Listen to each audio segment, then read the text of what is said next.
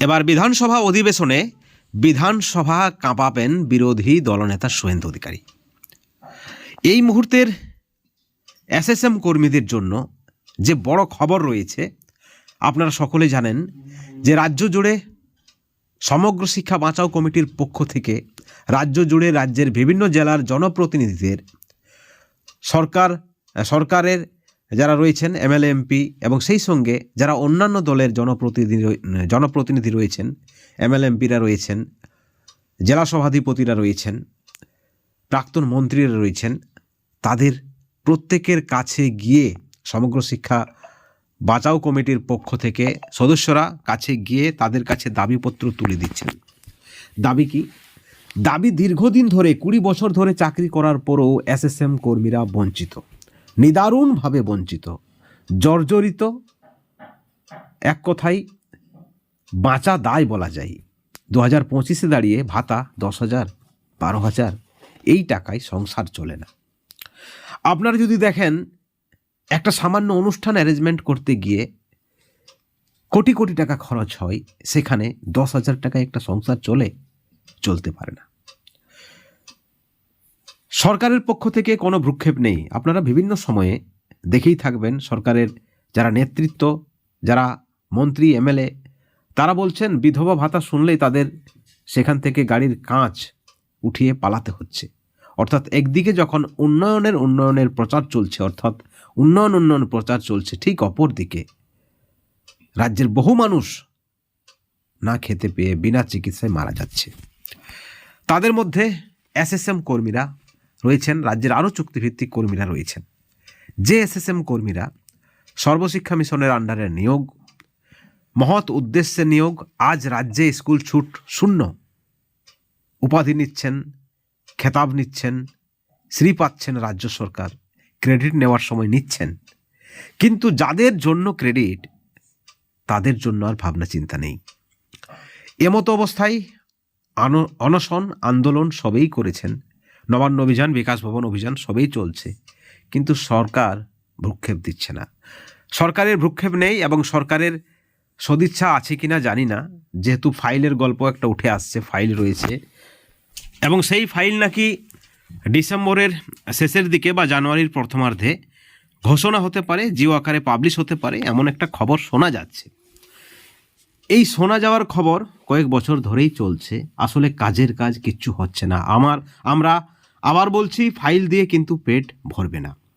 এমতো অবস্থায় সমগ্র শিক্ষা বাঁচাও কমিটির পক্ষ থেকে রাজ্য জুড়ে যে কর্মসূচির ডাক দেওয়া হয়েছে, রাজ্যের সমস্ত জনপ্রতিনিধি, সমস্ত দলের রাজনৈতিক রং ভুলে সমস্ত রাজনৈতিক দলের যারা জনপ্রতিনিধি রয়েছেন, যেখানে যারা জয়ী হয়েছেন, পদাধিকারী রয়েছেন, প্রত্যেকের কাছে সমগ্র শিক্ষা বাঁচাও কমিটির নেতৃত্বরা, সদস্যরা ছুটে যাচ্ছেন, এসএসএম কর্মীদের বঞ্চনার কথা তুলে ধরছেন এবং তাদের হাতে দাবিপত্র তুলে দিচ্ছেন।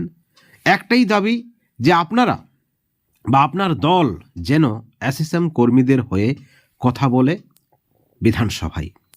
এবং ঠিক এই পরিপ্রেক্ষিতে যে খবর উঠে আসছে যে বিরোধী দলনেতা শুভেন্দু অধিকারী এসএসএম কর্মী তথা রাজ্যের চুক্তিভিত্তিকদের বিষয়ে, ভাতা বৃদ্ধির বিষয়ে, শুধু ভাতা বৃদ্ধি নয়, যাবতীয় সুযোগ সুবিধার বিষয়ে, কেন তারা বিনা চিকিৎসায় মারা যাবে, কেন সরকার তাদের নিরাপত্তা দেবে না, কেন সরকার তাদের কাজ করিয়ে এইভাবে বঞ্চিত রাখবেন, এই বিষয়ে নাকি তিনি বিধানসভা কাঁপাবেন, যেমনটা কিন্তু খবর উঠে আসছে। আগের ভিডিওতে আপনাদেরকে আমরা দেখালাম, বিশিষ্ট আইনজীবী বিকাশ রঞ্জন ভট্টাচার্য বলেছেন যে রাজ্য সরকার সমস্ত চুক্তিভিত্তিক কর্মীদের নিয়ে কাজ করিয়ে নিচ্ছেন, অত্যন্ত গুরুত্বপূর্ণ দায়িত্ব পালন করতে তাদেরকে বাধ্য করছেন, বা কাজ হওয়ার পরেও তাদেরকে, সেই সকল কর্মীদের ভাতা সমকাজে সমবেতন দিচ্ছেন না রাজ্য সরকার, এমনকি নিরাপত্তার বিষয়েও রাজ্য সরকার তেমন কিছু একটা ভাবছেন না, যার ফলে প্রতিনিয়ত খবর উঠে আসছে। আজকে একজন পার্শ্ব শিক্ষক বিনা চিকিৎসায় মারা গেলেন, আজকে একজন এসএসএম কর্মী বিনা চিকিৎসায় মারা গেলেন, আজকে একজন এসএসকেএমএসকে মারা গেলেন, একজন শিক্ষাবন্ধু আর্থিক অভাবে চিকিৎসা করাতে পারেননি। একটা পরিবারে যদি 5-6 জন হয়, বৃদ্ধ বাবা মা, ছেলে মেয়ে, 5-6 জনের সংসার 10,000 টাকায় কি চলতে পারে না। যে খবর রয়েছে বিধায়কদের ভাতা নাকি 3 লক্ষ টাকা হবে, 3 গুণ বাড়ানো হবে, কিন্তু এসএসএম কর্মীদের ভাতা বৃদ্ধির বিষয়ে কেউ আর মুখ খুলছেন না। অর্থাৎ এই যে শাসন, কোথাও না কোথাও ব্রিটিশ শাসনকেও হার মানাবে, অত্যাচার, ব্রিটিশদের অত্যাচারও হার মানবে এই অত্যাচারের কাছে।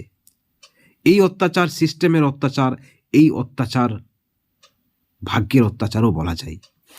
আসলে যারা পরবর্তী সময়ে নিয়োগ, তাদের জন্য সব ধরনের সুযোগ সুবিধা দেওয়া হচ্ছে, কিন্তু এসএসএম কর্মীদের বেলায়, বাকি চুক্তিভিত্তিকদের বেলায় ভাবনা চিন্তা একদমই নেই রাজ্যের মুখ্যমন্ত্রী থেকে শুরু করে রাজ্যের শাসক দলের।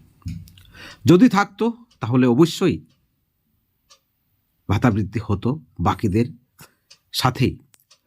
আপনারা যদি দেখেন বিভিন্ন দপ্তরের ভাতা বৃদ্ধি হয়েছে। 1/3/2024 যে অর্থ দপ্তরের নির্দেশ, কাজের অভিজ্ঞতার ভিত্তিতে স্ল্যাব অনুযায়ী ভাতা বৃদ্ধি, সেখানে কিন্তু এসএসএম কর্মীরাও সেই আওতায় আসতেন, এমন কিছু বড় বিষয় নয়, এমন কোনো আইনি জটিলতা নেই। যদিও এসএসএম কর্মীরা সমগ্র শিক্ষা মিশনের আন্ডারে নিয়োগ, রাজ্য এবং কেন্দ্রের যৌথ শেয়ারে নিয়োগ, অর্থাৎ যদি বলতে হয় মোদ্দা কথা, রাজনীতির শিকার হচ্ছেন এসএসএম কর্মীরা। কিন্তু একই সঙ্গে আরও একটা বিষয়, রাজনীতির শিকার হচ্ছেন, লাঞ্ছিত হচ্ছেন, বঞ্চিত হচ্ছেন এসএসএম কর্মীরা, কিন্তু তবু এসএসএম কর্মীরা একাধিক ভাগে বিভক্ত, এখনও তারা ঘুমিয়ে রয়েছেন, কর্মসূচিতে অনুপস্থিত। তাহলে কি করে দাবি আদায় হবে? এই পরিপ্রেক্ষিতে যে ভালো খবর, এবার বিরোধী দলনেতা শুভেন্দু অধিকারী এসএসএম কর্মীদের হয়ে বিধানসভায় দাবি তুলবেন, এক কথায় বিধানসভা কাঁপাবেন বলে খবর উঠে আসছে। এবং সেই সঙ্গে আরও একটি ভাবনার, এর আগেও আমরা দেখেছি আন্দোলন অনশন, সেখানে বিরোধী শিবির আক্রমণ করে গেছে সরকারকে। বিরোধী দলনেতা থেকে শুরু করে সিপিএমের তাবড় নেতা, বিজেপি কংগ্রেসের নেতা সকলেই এসেছেন।